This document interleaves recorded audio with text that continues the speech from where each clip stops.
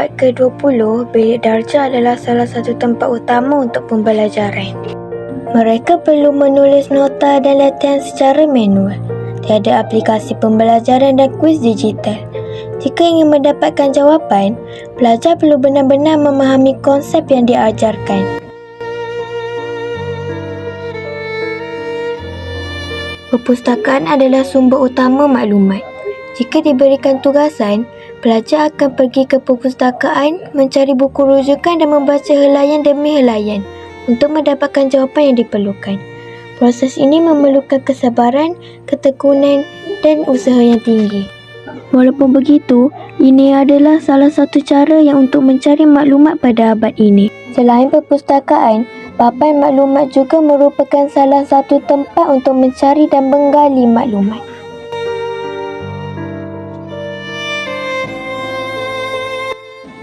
Jika terdapat tugasan berkumpulan, pelajar perlu menetapkan masa dan tempat untuk bertemu. Perbincangan hanya boleh berlaku secara bersemuka dan sebarang idea atau nota perlu ditulis secara manual di dalam buku. Telefon bimbit sudah ada, tetapi hanya digunakan untuk panggilan dan mesej ringkas. Tiada kemudahan video call dan tiada aplikasi pesanan segera yang membolehkan komunikasi pantas seperti hari ini.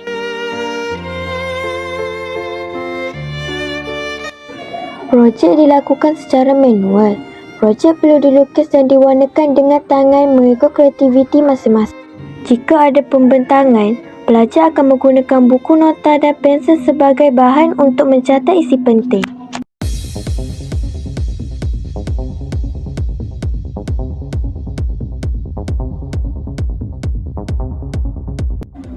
Dulu, kelas adalah satu-satunya tempat untuk belajar.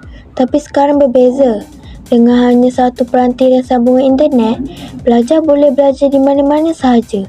Malah semasa dalam perjalanan, bahan pembelajaran juga boleh diakses melalui telefon pintar. Latihan juga tidak lagi menggunakan buku latihan fizikal. Pelajar boleh menjawab soalan secara talian melalui aplikasi seperti Google Classroom. Jawapan mereka diperiksa secara automatik dan mereka dapat melihat keputusan serta-merta.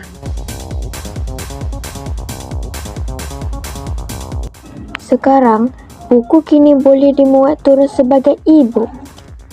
Bahkan, AI sekarang dapat membantu kita untuk mencari maklumat.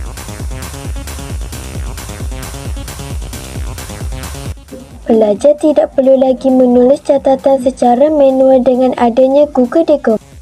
Komunikasi juga lebih pantas. Pelajar dapat menanyakan soalan kepada gurunya hanya dengan memesejnya dan mendapat jawapan dalam masa yang singkat.